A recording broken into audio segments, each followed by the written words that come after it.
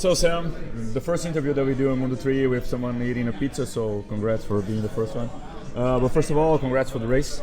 What an amazing day, and let's say that you got yourself in the media last month because of the other things that happened on the Collins Cup. Yeah. And then people were like doubting some Laidlow is the guy that talking the trash talker. Yeah. And then you come here and do all the things that you do. So how do you feel about like showing up? Who Sam Laidlow is? I mean, I don't think I'm normally a trash talker. I just wanted to trash talk the trash talker. So I played him at his own game. But yeah, Collins Cup was I learned a lot from that, and I also think I wouldn't say it motivated me during the race, but maybe in training, sometimes when it gets tough, I know that I have to prove that I am where I belong and where I talk about the way I talk about myself. I don't want to come across as arrogant because deep down I don't think I am. Okay. And talk through your day. And how was it when you were on the bike and you attacked the guys? You were thinking about that move, or you just said, let me take my risks and my chances? And as I say, I always have a plan, which is to be patient, and then I throw it out the window as soon as I have the bib on. So, but often it pays off. Sometimes it doesn't, but that's how I will always race.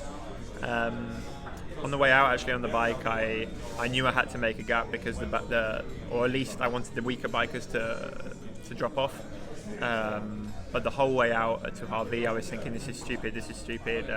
That everybody's just going to be in a big pack, like 4 minutes behind, and then they're just going to all run past me. And when I got to Harvey, I realised that actually there weren't that many people, and that they were quite separated. And I felt really good on the way back. Yeah, and normally my power starts to fade towards the end, but here I felt fine, and I kind of on the bike already I knew that my legs were good, and that sometimes you completely break down muscularly, and then you know that you're not in for a good run. My legs were still fine, and when I saw the time as well, I was like, as long as I run, even if I run a 3-hour marathon, I'll do under 8 hours. So I put myself in a good position, and then I guess when you're in the lead, you feel in French you say you feel wings, like you feel like you can just keep going, and I believed I could win for quite a long time, and I guess I'll just have to come back because I mean I put 8 minutes into the record, but it wasn't enough. That's insane, right? You do what you did, and you're not winning the race. Yeah, I mean I can only be happy. This is the second fastest time in history on this island, and to do it on my first ever attempt here. To be honest, I don't know if I'll ever have another day like this where I feel like this. So I'm going to just enjoy the moment, and even if I never go 7:42 again, I'll be satisfied with what I did today. Today was one of the most impressive days, I think, in the history of the sport. Like everybody, like crushing the world record, like you did doing 4:04 on the bike, and Gustav doing 2:36, running 2:36. Do you think the game changed, like the sport changed? Yeah, definitely, and we could see it coming though.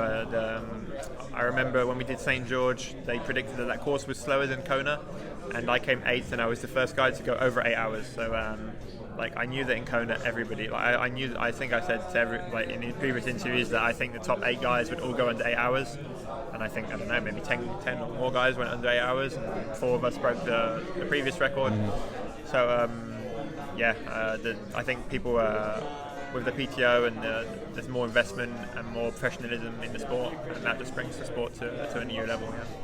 Awesome. Sam, I'll let you eat your pizza. Thanks a lot. Thank you very much. Congrats for the second place, and thanks for changing the game for us. Thanks a lot, mate. See ya.